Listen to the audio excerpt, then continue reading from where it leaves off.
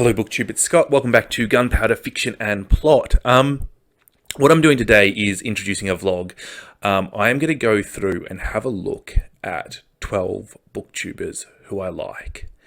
And 12 booktubers whose recommendations I enjoy. And I'm going to pick a book that they recommend to read. But I'm going to pick it through my eyes, knowing what I know about books, so that I pick books that I'm interested in that are highly recommended by booktubers, which is how we should be picking books anyway.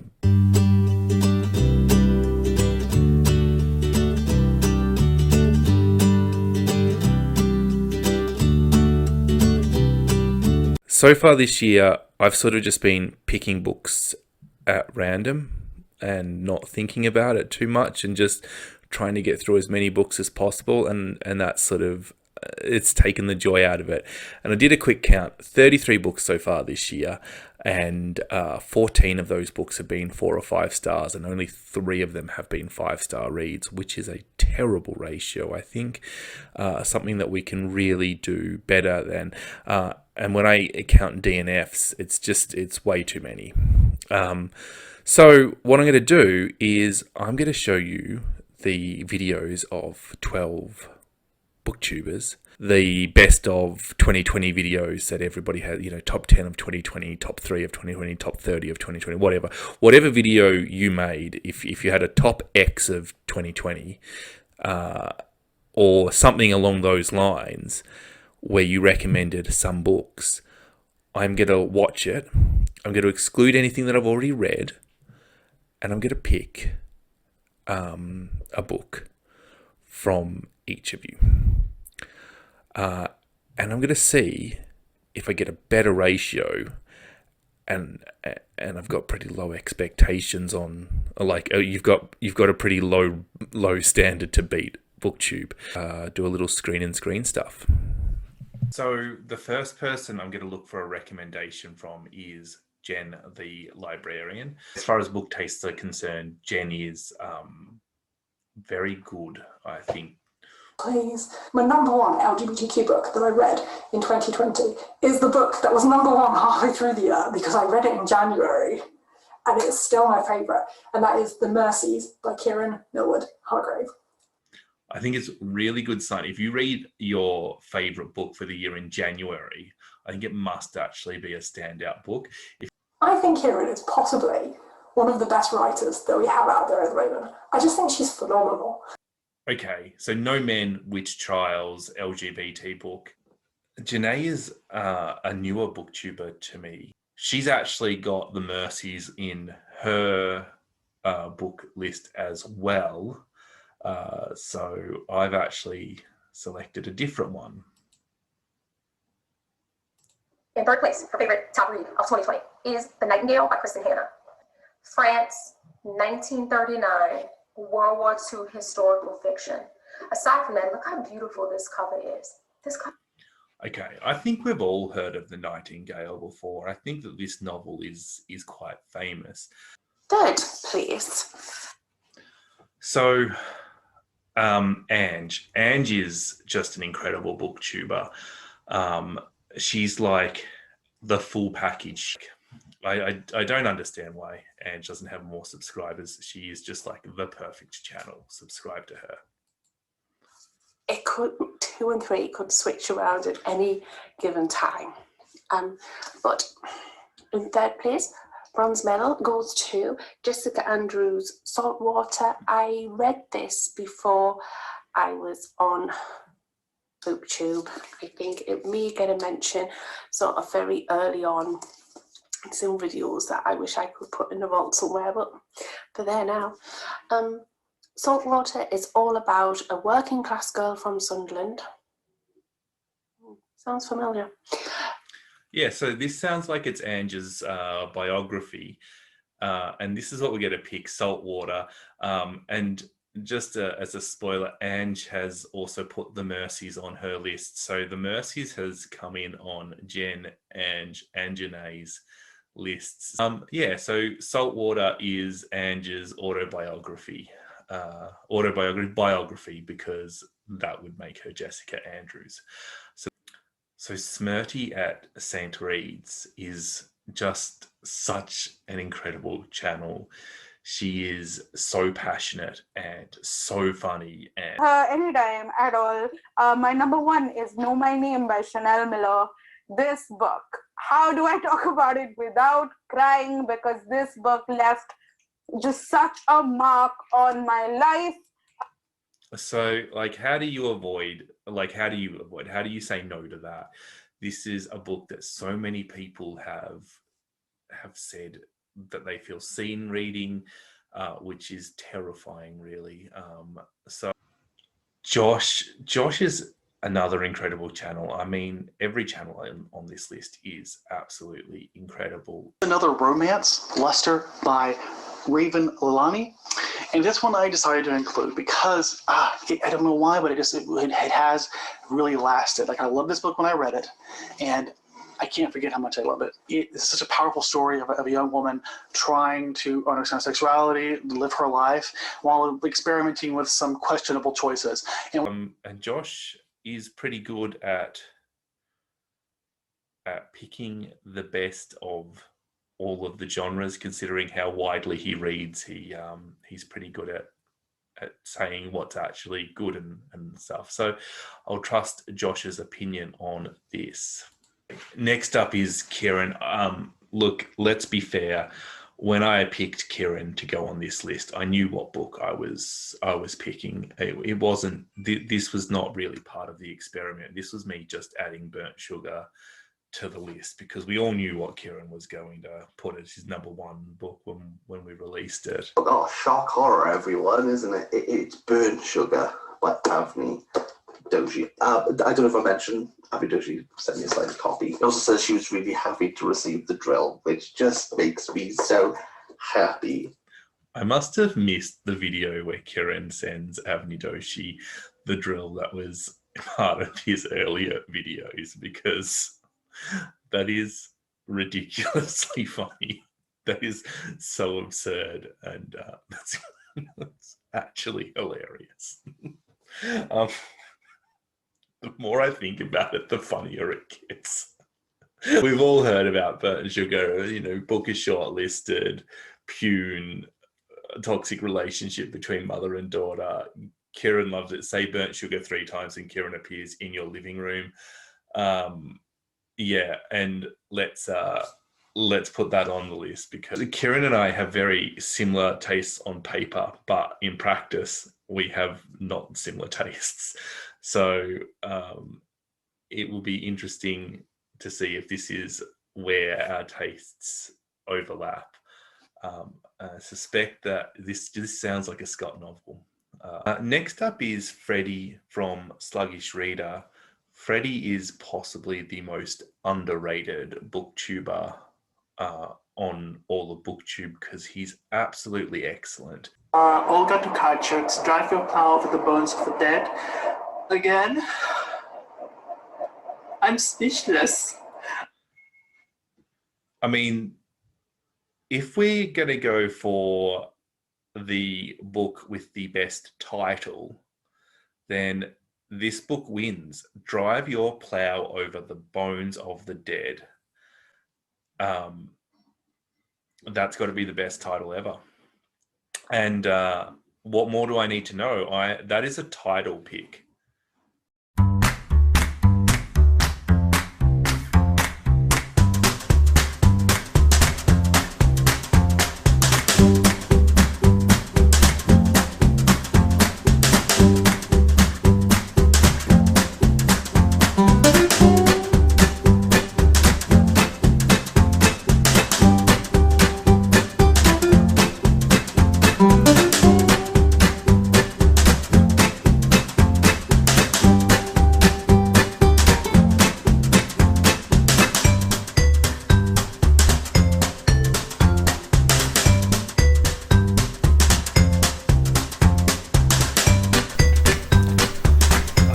In the filming room to tell you about Kylie Reid, Such a Fun Age. This was a real controversial book on Booktube. Not controversial, but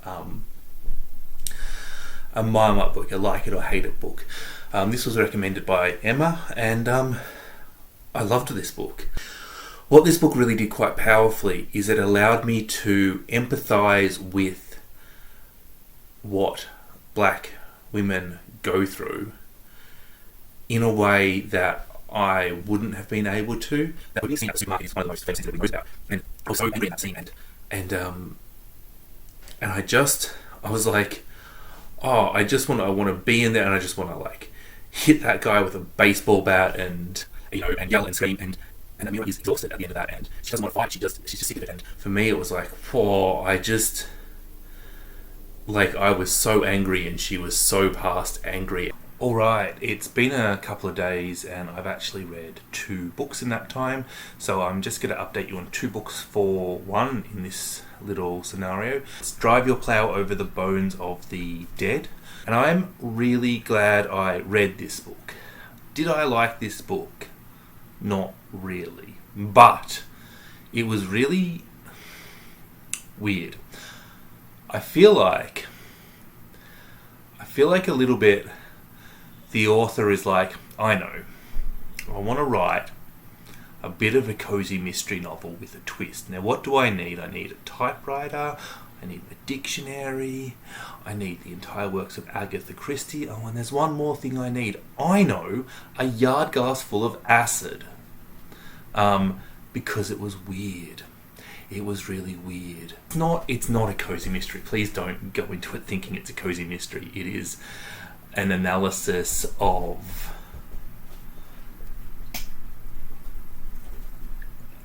speaking of excellent titles, big sharks in the time of Saviours.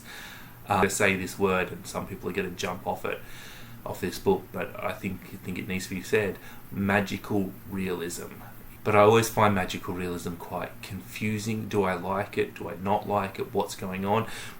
But it's an excellent book. It is funny.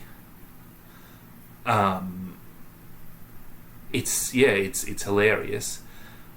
And it's quite sad in places, and it challenges so much of society, and it's so interesting. But it's another one of, I'm glad I read it, but I'm not sure I liked it. I don't really know what I think of this book. I've started Saltwater.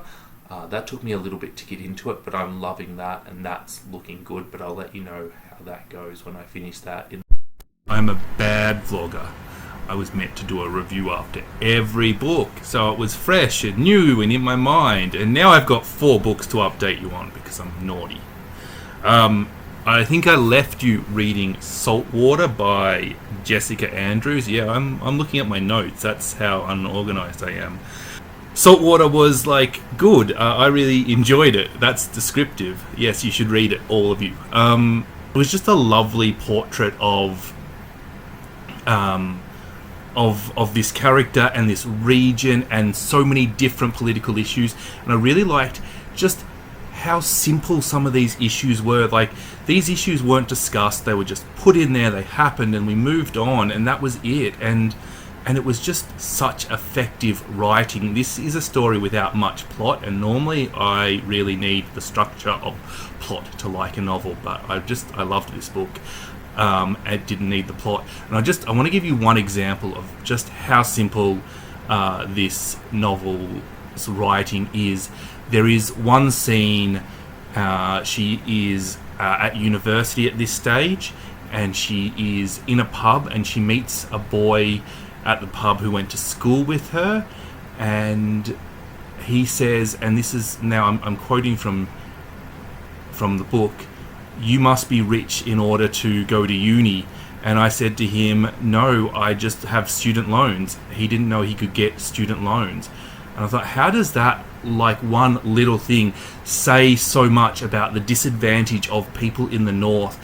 And everything was just so simple and easy. And then the next topic, so very highly recommend this book, Luster by Raven Leilani. I really need to stop moving because this is not a stable setup. This is a book about a relationship of a young black woman with a white man who is, I think, 15 to 20 years older than her, and it is a very toxic, broken relationship, and he has a wife, and it's so allegorical for other things, and it's so complex, and it was very, very good as well. I really enjoyed this book. It took me a little bit longer to get into it. I didn't instantly love this book, but the more time that has elapsed since I finished reading this book, the better it gets. Then I did The Mercies by Kiran Millwood Hargrave. This one was like on everybody's list, and I didn't like it as much as the other books, I'm sorry to say. I found it very difficult to get into. When it did come together for me eventually, when everything started to make sense, it was quite late in the novel. When that happened, I quite enjoyed it. This is a story about witch hunting in Norway and the use of the Scottish government in witch hunting. One of the things I really liked about this is, one of the obscure facts I know is that the foremost expert on witches in the 1600s was King Stephen the Sixth of Scotland, who later became King Stephen I of England, and he wrote a book about witch hunting, and that was referenced in this book. And I thought, when you know something obscure that you probably shouldn't know, and that the author has gone to the research to include that in the book, that's actually quite good writing. I definitely found the second half considerably better than the first half. I was considering DNFing this early on, but it came back, and I was Mr. Loverman by Bernardine Everisto. And it's a story of... this is a story that's very hard to explain without giving away spoilers. This is a story of two men in unhappy relationships, and their relationship with each other and their children and their grandchildren, and their place in society, being they're not Jamaican, they're Caribbean men living in Britain. It was beautiful and wonderful, and there's so much more I want to say about this to you, but I feel like it will be spoilers. There is just so much in this book. I mean, on Hargrave, so far, 7 books, 4 5-stars. That's more 5 stars than I'd read for the year so far before doing this experiment. So we're killing it. Booktubers are much better at recommending books to me than I are at picking them myself. That started Chanel Miller, Know My Name. When I put that on Goodreads, there's like not a single 2-star or 1-star review of that novel, and it's sort of the novel that does, not a novel, non-fiction book that feels like you can't give it a negative review. So I'm halfway through Burnt Sugar as well, loving Burnt Sugar, but it's so dense. It feels like every page is actually like 4 pages. I don't know why, but I'm reading it like 12 pages an hour. It's just, and like that's like a third of my usual pace. So it's just, I don't know, it feels like a chunker, and it's a real skinny book, but very good. So last night I finished Burnt Sugar, and that is a book that I'm still not sure how much I liked it and how much I didn't like it. I did like it. What I'm actually not sure is whether I just liked it or whether I loved it. And I can see why lots of people absolutely adore this novel. It's hardcore literary fiction. But it does have a story, and it does have characters, and you can empathise with what's going on. So we've got 3/4 through Chanel Miller, Know My Name, and that's certainly not going to get a low rating either. Today has been quite an eventful day, but before it got eventful, I finished Chanel Miller, Know My Name. And firstly, Chanel Miller can write. If she wanted to write non-fiction books after this, they would be awesome. And I hope that she considers that as a career after this. Secondly, Chanel was able to take what was a really tragic experience for her and to expand on that. Sorry, that is the dog who is on the chair next to me snoring and running in his sleep. Chanel is able to take what is really a tragic experience for her. She is able to take her anger for Brock Turner and like compartmentalize that and put that aside and look at the system, and she's able to see what caused the issue. She's able to pick on the inherent flaws in the justice system and to point them out, and to not have it be what I thought it was going to be when I first read it. And not that this is a bad thing, but it was just going to be like a Me Too movement book, which I shouldn't say just, but that's what I was expecting, and it was way more than that, and that's the reason why it's so good. That I think one thing that this experiment has discovered is that I'm a really shit vlogger, and that's the reason why we don't have many gunpowder fiction and plot vlogs. Anyway, I finished The Longest View by, what was her name? Elizabeth Jane Howard. Really generic name, never going to remember that. Except I'm going to read more of her works. This is a really... Like, I feel like there's two different Scott brains inside my head, and one part of my brain was like, yes, give me more of this, I love this toxic relationship and everything that's fucked up about it. And the other part of me was like, oh, this hurts, I don't like it. And I'm a bit ambivalent about this book, because it was a nice portrait of a horrible relationship, but it was all the little things that I don't like. This relationship was told backwards. Why? Why was it told backwards? Why did we have it in segments moving back in time? There were characters in this novel that would only appear in one segment that we'd have to learn about. Why? The writing... Some people love this, but I hate this.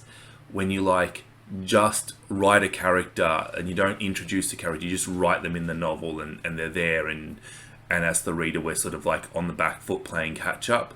No, I like to have a skeleton of a character and then to put flesh on them. So, the fact that they're there at a dinner party or something and I'm like, who are they? I have a name.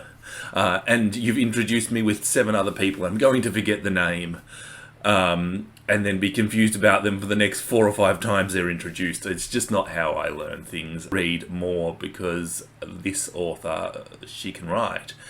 And that she was consigned to women's fiction and not considered a serious author because of sexism in the publishing industry when she wrote is outrageous, because that's a proper work of fiction there. That's a good work of fiction. It's whether it's for you or not. The Nightingale by Kirstin Hannah, that was Janae's book. I think everybody that's read that book has got praise of it, and I will also have mostly praise for that novel. It was good. It did what it said on the tin. It did it well. Is it the best book I've read? No. Was it a good book? Yes. Will I remember that book in 6 months' time? Probably not. Do I have an in-depth review of it? No. My Year of Meat by Ruth Ozeki, and this is easily the best book of the lot. This was absolutely incredible. Very highly recommended. Going into this experiment, this is the stats for the star ratings for the books that I have read this year. This is, so you can see the average is probably slightly below the 3-star mark, which is not a great average. Maybe it's slightly above, I don't know. Anyway, so I'm going to go through these books, and I'm going to go through them from worst to best. And I'm going to be starting at 3 stars. So I think we can see, and I think it should be pretty obvious from now, that this has been a massive success. So the first novel, the least good novel, and they were all good, the least good novel was Drive Your Plow Over the Bones of the Dead. This came by Freddie at Sluggish Reader, and this, I must be honest, this was picked partially because it has the best name of a novel that I have ever seen. That's just a brilliant name. This is a novel about murder. Essentially, a bunch of people start to die, and we see the murders through this old lady's eyes. And she is convinced that everybody who has been killed is in some way attached to killing animals, and she's convinced that animals are taking revenge. And she does things like write a letter to the chief astrologer of the police and other things like that, and produces evidence of the animal murdering people. This novel is insane, and really weird. I must say that the analysis of this is not something I particularly enjoyed. Talks about a collision between like conservatism and progress, blah blah blah, conservative ideas and progressive ideas, not in the political sense. I mean, I guess everything's political, but just I'm not sure that the analysis that I have out on that in my head, I don't really like what the author is saying, and maybe I might be misinterpreting it, but I certainly don't think it's right. But ultimately this novel was a little bit confusing, a little bit weird, but really interesting. So that was my first 3-star read. The next 3-star read is The Mercies. This was recommended by literally everybody, but officially this is recommended by Jen the librarian. I struggled with this novel a little bit, and then I got into it. It took me so long to get into this novel that I wasn't enjoying it for enough of the experience, if that makes sense. I'm glad I read this one as well. I was considering DNFing this early on, and it certainly won me back from that. This is a novel, so the premise of this novel is that all the men in this village are essentially killed in a tragic sort of ocean accident, and the women of this village have to look after themselves. The village is in a place called, I think it was Finnmark, which I think is in Norway, but people of the Scandinavian area or who have better geography than me might be able to shed a light on that, but I think it's in Norway. And they send to Scotland for a witchfinder to come over, and it goes from there. The Long View was the book I stole from Sean, the book maniac. This is a story about a relationship between two characters. It is told in reverse. Her writing is brilliant. Her writing is brilliant. The structure of her novel does not work for me. The whole point of going backwards in time, I don't feel like that added anything to the novel. I can see why it could, but there is sort of an assumption that you will think something at the start of the novel and then have your mind changed, and I was already at the end point at the start. If that like the position that I was meant to end up with, I was like, no, I'm there with you. I really struggled at the start, and I considered DNFing this book, and again, this is another book that really pulled it out and really got together at the end. And had this book been longer, I maybe would have given it more stars, because again, much like The Mercies, it took so long for me to get into this book that by the time I was enjoying it, it was nearly over. I feel like I'm justifying why I'm giving these ones bad star ratings. I should say, like, writing is absolutely beautiful, incredible themes. The portrayal of characters in this novel, first class. This is a brilliant novel. It just didn't click for me, and I would very much recommend that to people who like feminist literature, to be honest. The last 3-star read was Sharks in the Time of Saviours. This is a novel based in Hawaii. This is a weird novel.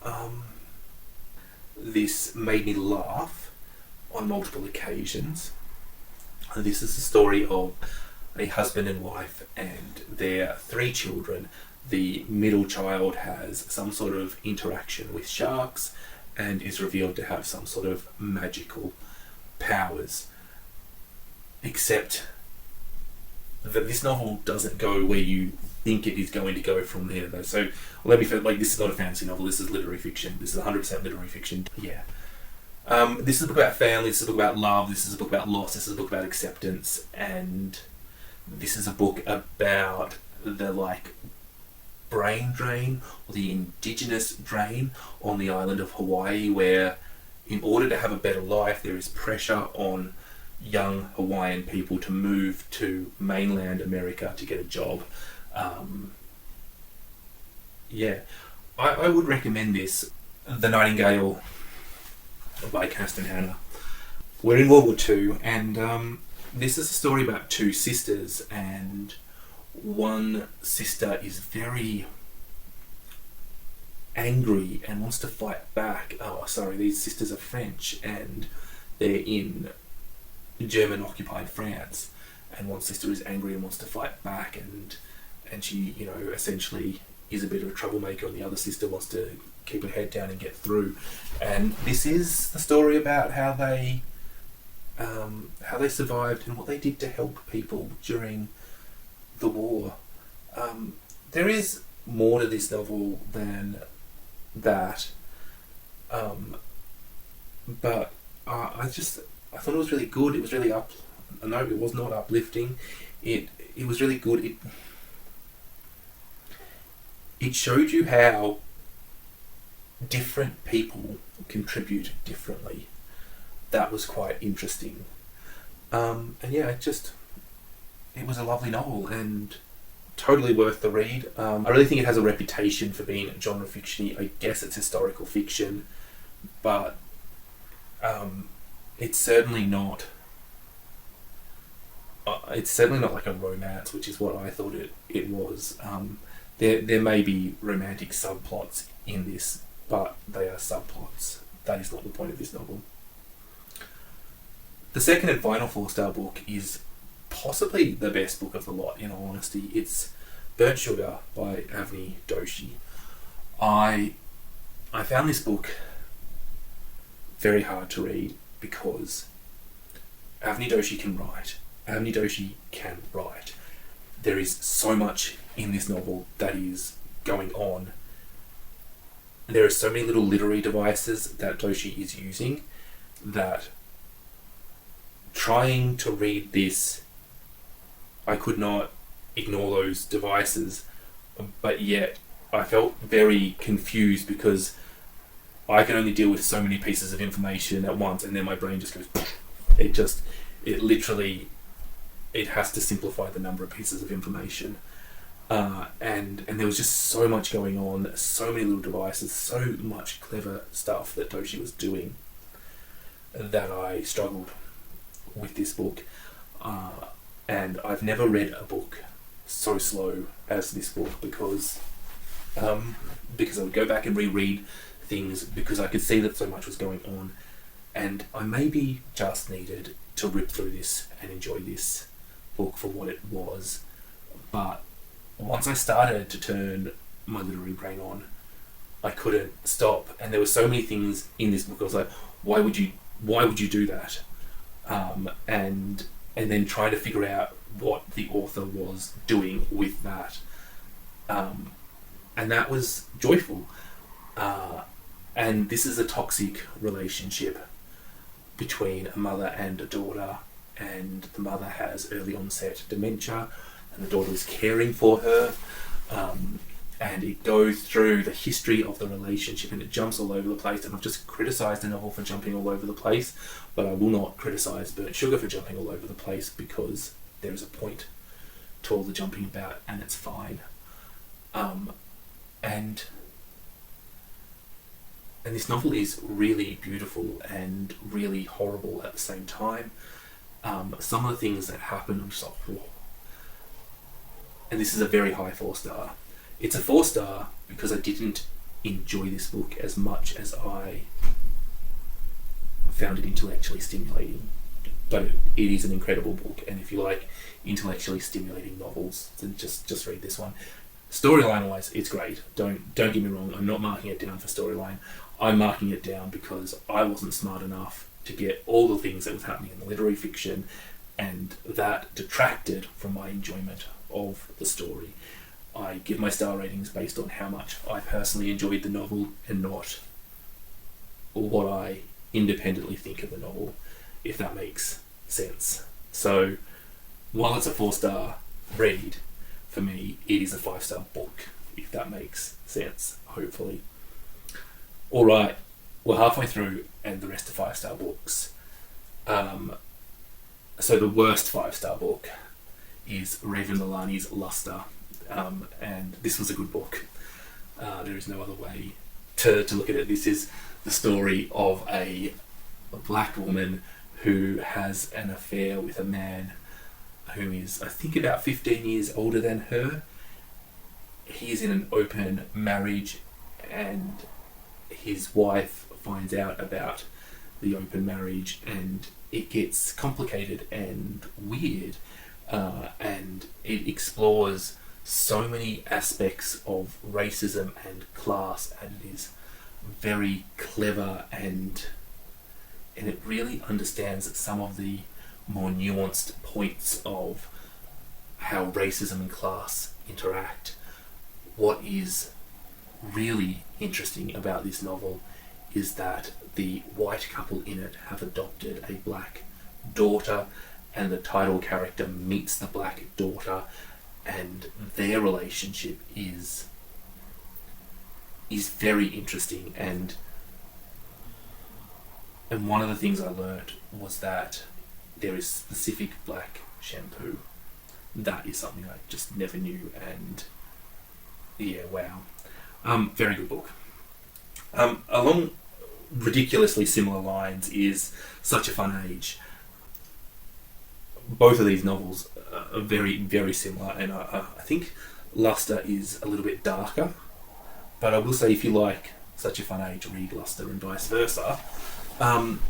Such a Fun Age explores racism and this sort of white saviour complex, and how to be a bad ally, and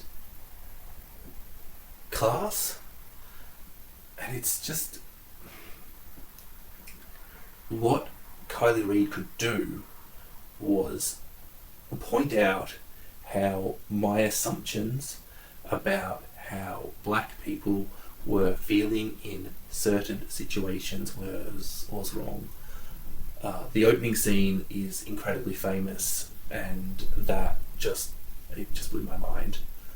The next novel is not a novel, it's a non-fiction book. It is Chanel Miller, Know My Name. How do you talk badly about this book? How does anybody read this book and not rate it 5 stars? When Brock Turner raped Chanel Miller, he really, really picked the wrong woman, because this woman is so intellectual, and not intellectual, but just smart. She can really write, and what she has done with this experience is to point out the flaws in the US justice system, and to point out nobody is advocating for the victim and empathizing with all victims everywhere. Millions of women get raped in the US every year. Why is Chanel Miller the one we know about? Read this book, and Chanel is able to use her experience to speak to the victims of crime and to make them feel seen, and it is an examination of the justice system, of class, of rape, and it just points out why things are broken and why people just don't understand what victims want. And you must go out and read this book. It is everything you expect and much more, so just read it. It's 5 stars. It's not an easy read. I thought that when I read Saltwater that it would be my best book of this little experiment.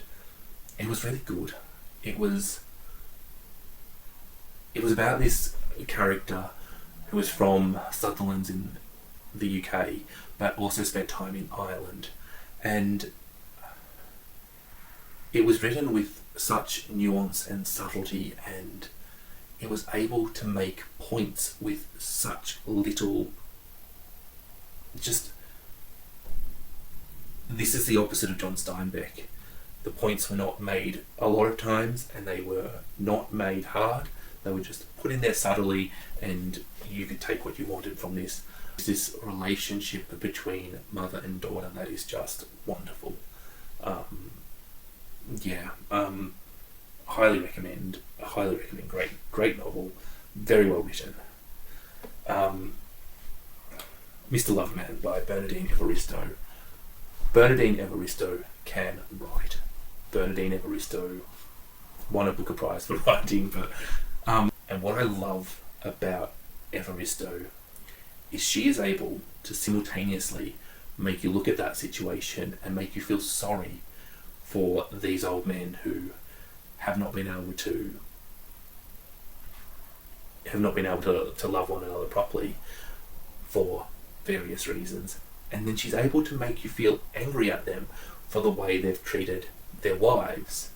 And then you're able to feel empathy for the wives, and then you're able to feel angry at the wives who must have clearly not, like, it's just, nobody is 100% good, nobody is 100% bad, and it takes a talented writer to be able to make you feel the depth of emotion that is appropriate for their characters. The characters are really alive in this novel, and this is what literature should be. Ruth Ozeki, My Year of Meat. This was right up my alley, and as a result it is the best book of the experiment. This is the story of three characters. One lady who is creating this show called My American Wife. She is a half Japanese, half American woman who is a television producer.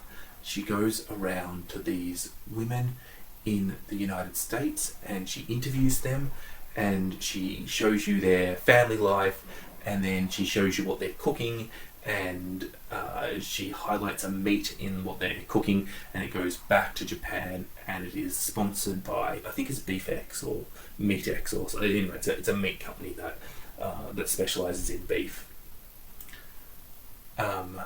We have her boss John. Her name's Jane. We have her boss John, who is a real piece of shit, and then we have John's wife Akiko, and